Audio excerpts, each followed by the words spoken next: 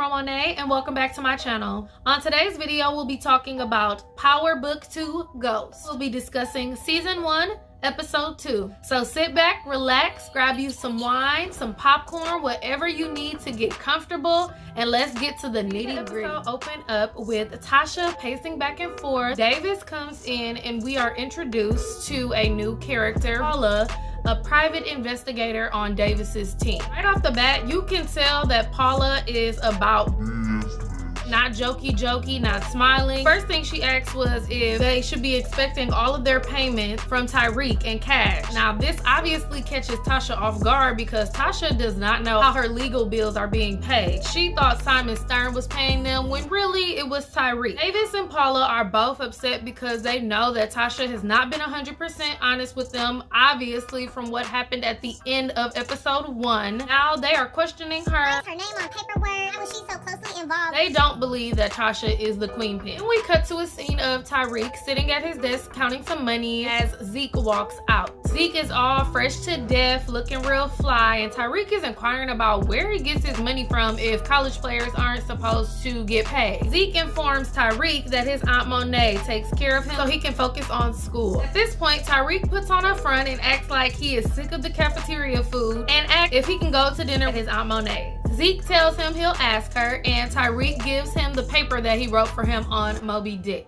He also tells Zeke to make sure he reads the paper because Professor Milgram likes to ask questions. Then we cut to a scene of Reek walking into class late and there is a class discussion already going on. He's all smiley, feeling like the man. He's acting like he is just so cool and sits down next to Lauren. So then we see light-skinned Keisha, and she is playing a character named Rushandra, and Tyreek is called on to answer the next question. Lauren then responds and asks Tyreek a question about the end of the book. Obviously, Tyreek did not finish reading the book. Professor Reynolds is pissed. While Reek is sitting in class, he also gets a text from David. I feel like they are really trying to emphasize the fact that Tyreek has a lot going on at this point. Ooh, child, I look high. After class, we see Tyreek head over to meet with David. And they are basically just talking about why would Sax be trying to charge his mother with the Kingpin statue. Tyreek has really gotten good at playing coy and acting dumb. He convinces Davis that he really has no idea why Sax would be doing this. Davis then tells Tyreek that he needs to deliver the eulogy at the funeral the next day, and he needs to down talk Ghost, to portray Ghost as a monster in order to help Tasha win her case. Davis asks Tyreek what's more important, his father's legacy or his mother's life. Leaving from meeting with Davis, Brayden runs up on Tyreek and asks him to come to his brother's frat party that night. Brayden then tells Tyreek that if he's doing something, Selling pills. then he wants in. And it's crazy to me that Brayden is so pressed to sell drugs when clearly his family has money. Ooh, child. Next, we cut to a scene of Monet in bed with the police officer from episode 1. We should have known that they were having an affair. I figured she was just paying him off, but I didn't know she was putting it down on him too. They have a discussion about Lorenzo, Monet's husband, who is serving life in jail, and he asks Monet why does she stay with him, and Monet tells him that she has to because his name offers her protection in the streets. Nothing that he can provide her can trump that, so she doesn't want to hear anything more about their future together, the what ifs, the could be's, none of that. She tells him he needs to hurry up and get his stuff together and get out of the house because she doesn't want the kids to see him, especially Kane. Next, we cut to Zeke having a meeting with Professor Milgram. Professor Milgram asks Zeke a question about his paper, and Zeke obviously does not know how to answer it. Just deflect, reroutes the conversation. Starts complimenting her and telling her how young she looks. You see that he smooth talked his way out of this one by bringing up Tyreek and saying that the funeral for his father is tomorrow.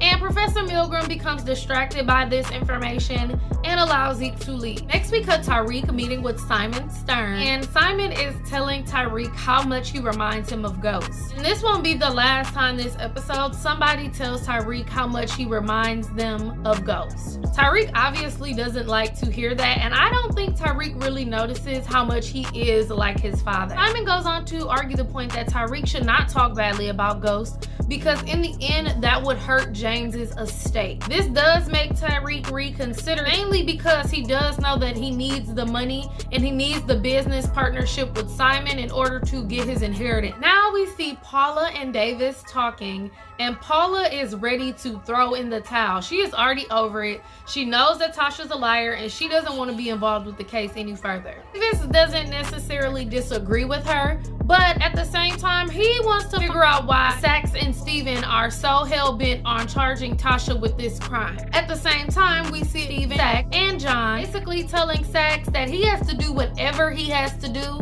to convict Tasha of this. Then we see Tyreek go and visit Tasha. He's discussing his options with her about whether or not to speak highly or badly about ghosts. Tasha does mention to Tyreek that his father was a very complicated man and maybe it'd be best that he doesn't speak at all. Tyreek agrees and she says that she'll let Davis know. She goes on to ask him if he has opened up the daycare again and wants to know where the money is coming from to pay for her lawyer. She knows that they're on the jail phone and can't discuss this openly. She hurries up and changes the subject and asks him what he's learning in school. He then goes on to tell her that they are reading the book Great Expectations. We cut back over to Sax's office and he has called in Special Agent Garza to help with the case. From what we can tell, Garza is a by-the-book type of guy. He does not want the job. He does not want to work with Sax. We do find out that his supervisor was Donovan, and if you remember from Power, Donovan was killed while under Sax supervision. We know that Sax is crooked. He knows that he's a trickster and does not do stuff by the book. Sax let him know that he can be the lead on it. Finally, Garza agrees because Sax brings up the fact that Davis McLean is the defense attorney, and apparently Davis McLean got someone out of jail that Garza was trying to put in jail. So he has a vendetta and he wants to get his revenge. Now we're back at the school and Tyreek is meeting with Professor Milgram. She tries to talk to him and get him to open up to her, and she talks about the immense pressure that he faces as a young black man. She asks him if there's anything he wants to talk about, anything he needs to get off his chest, and he declines. He asks to be excused because Zeke said they are leaving out now to go to Aunt Monet's. Once Tyreek leaves, Professor Milgram heads over to Professor Reynolds' office. She lets him know that her and some of the students are planning to have a vigil for ghosts. Reynolds tells her he thinks that's a bad idea, and they get into an argument. now we start to get a little bit more information about their past relationship.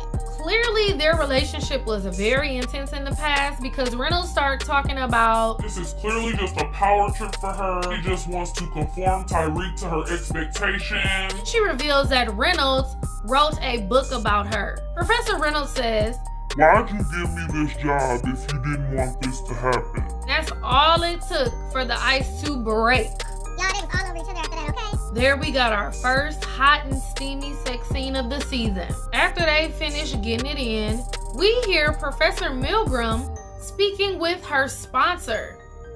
I was like, girl, sponsor, what you addicted to? Come to find out, Professor Milgram has a love and sex addiction. And Professor Reynolds is clearly her drug of choice.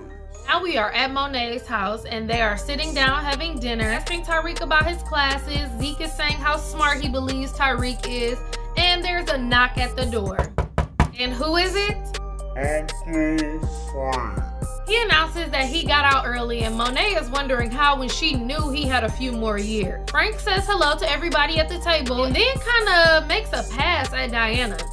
This gets Monet even more riled up and she lets him know he needs to get out of her house. Kane is taking Tyreek home and he pulls over the car and tells Tyreek to get out. We see Kane stick his gun in his waistband and he tries to basically scare Tyreek. First thing Tyreek mentions is the fact that Frank is a snitch. He says some things to Kane that makes Kane realize that Tyreek isn't a dummy. Tyreek lets him know that he is not a threat to the family, that he can chill, tell him he's not his enemy, and tells him let's go. Kane is sitting there like, dang, this little nigga might be on to something. And now it is the vigil for Ghost. We see people taking selfies with the pictures of Ghost. Ghost was somewhat of a celebrity. Brayden pops up and is snapping on people, y'all. You can tell that he is really Tyreek's friend. He comes and snatches a phone out of one kid's hand and he is like absolutely pissed. Then we see Tyreek come up and Lauren walks right up to Tyreek to make sure he's okay. Then Professor Milgram realizes that Tyreek is there and asks him to speak. Brayden pulls him off and they go over to Brayden's brother's frat party. Now we're back at Monet's house and she is talking to Diana. He asks Diana if she saw the way that Frank was looking at her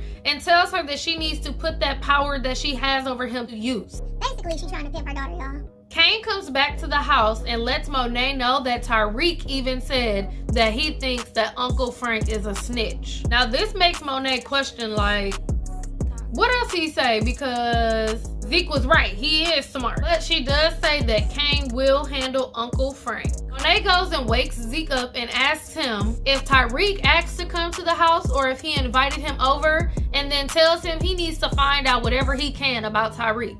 Tyreek and Brayden are at the party, and Brayden's brother is an asshole, y'all. We hear loud knocks at the door, and campus security is there to break up the party. Brayden's brother goes to the door to tell them that it's okay, it's his house and he can do whatever he wants, and they're like, no, this house belongs to campus. They kind of push him out the way to get in the house, and Brayden's brother punches the security in the face. They begin to handcuff him when Brayden walks up and lets them know his last name is Weston. That's all it took and the cuffs came off. Obviously, their name holds weight on campus. Tyreek seems very impressed. Then we're back in jail. We see Tasha seeing another inmate telling the bitch officer that she needs a Plan B pill, and if that she doesn't come through with it, that she'll turn the whole block against her.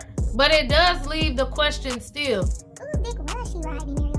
Now Davis and Saxe are having a meeting with the judge. Davis wants to know why Saxe made this trumped up charge against Tasha, why they had this whole show just to come in and swoop in and still defend her. Why was Saxe already there waiting with an arrest warrant anyway? Clearly, there is something going on, and the judge agrees and says that they can meet that afternoon. Cut to Raina's grave. Tyreek, the grandmother, and Yasmin are paying their respects before they go to bury their father and son-in-law. Grandmother asks, how could Tyreek afford to pay for a funeral like this when her and Yasmin are scraping by on pennies? Tyreek lets his grandmother know that he didn't pay for it. Simon Stern paid for it. Who is in the building, y'all? Tate is back. He is there being his normal politician self, and they're kind and sweet talking folks, y'all.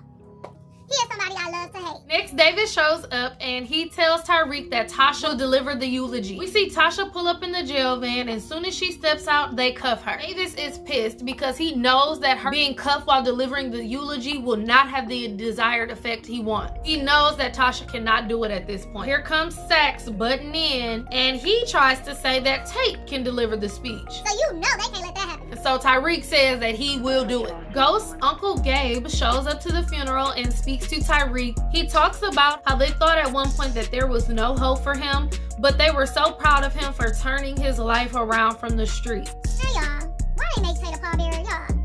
They couldn't wait to toss James' casket down in that damn hole. The Reverend says a few words and then calls Tyreek up to say his eulogy. Tyreek really spoke from the heart. He didn't pick a side on whether to talk highly or badly about his father. He literally just told the truth. Obviously, what Tasha said to him earlier in the episode resonated with him because he spoke on the fact that his father was a very complicated man. The quote that stuck with me so much: he wanted to give me the life that he could never have, and I am the manifestation of what he could never be. Everyone says how much he reminds him of his father, and Tyreek is really just trying to be his own man. As the funeral is ending, Tasha sneaks and tells Tyreek that she needs a plan B. Now we're back at court, and Davis has got Jenny Sullivan to come and be under oath and be asked a few questions in front of the judge. The questions Davis asks definitely lets it be known that Saxe is up to something. Judge is almost ready to drop the charges when Saxe says he has a counter witness. He brings in Blanca Rodriguez. Y'all remember Blanca from Power. She is asked questions, and obviously when she is asked these questions, she wants to elaborate more on them and explain herself.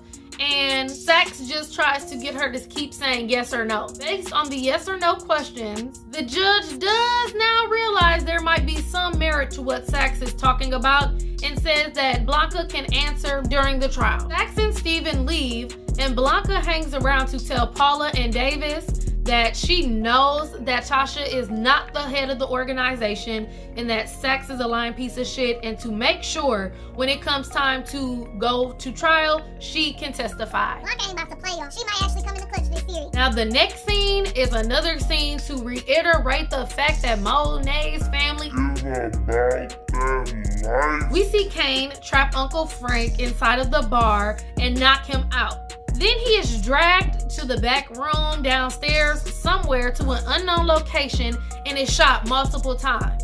After Kane shoots him, he butchers him. We see him sawing off legs, arms, and putting him into metal containers. Next, you see them transporting the containers up through the subway system and out into a truck to be disposed of. I know Tyreek not scared, but Tyreek also don't know what they like, y'all. We are back at the dorms and Diana comes to visit Tyreek. She says that she was just really intrigued by the fact that Tyreek knew that Frank was a snitch and wanted to ask him some questions.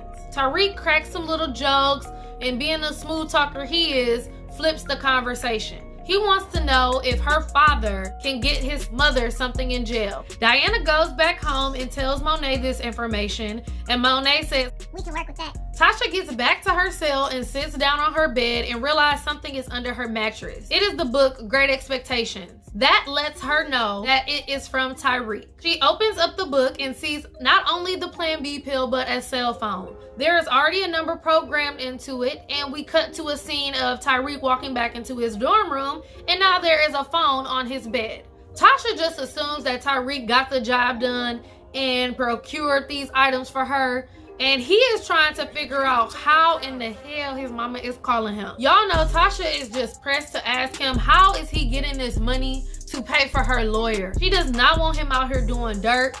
And Tyreek says, you know how everyone says there was only one or two ways you end up living this life, and that's either dead or in jail? Tyreek said he figured out another way. God, what is the other way?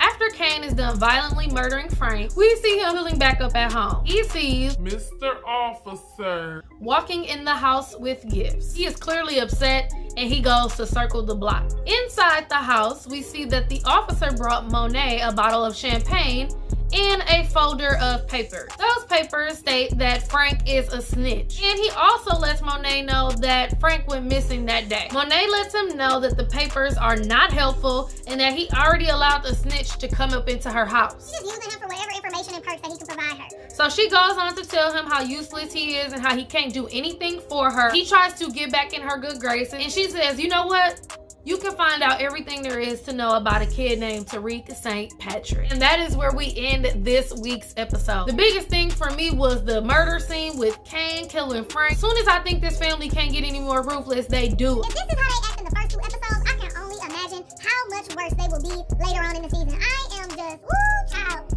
I don't even know what to say. There was once again a lot going on, a lot of moving parts, a lot of chess pieces being moved on the board like I predicted.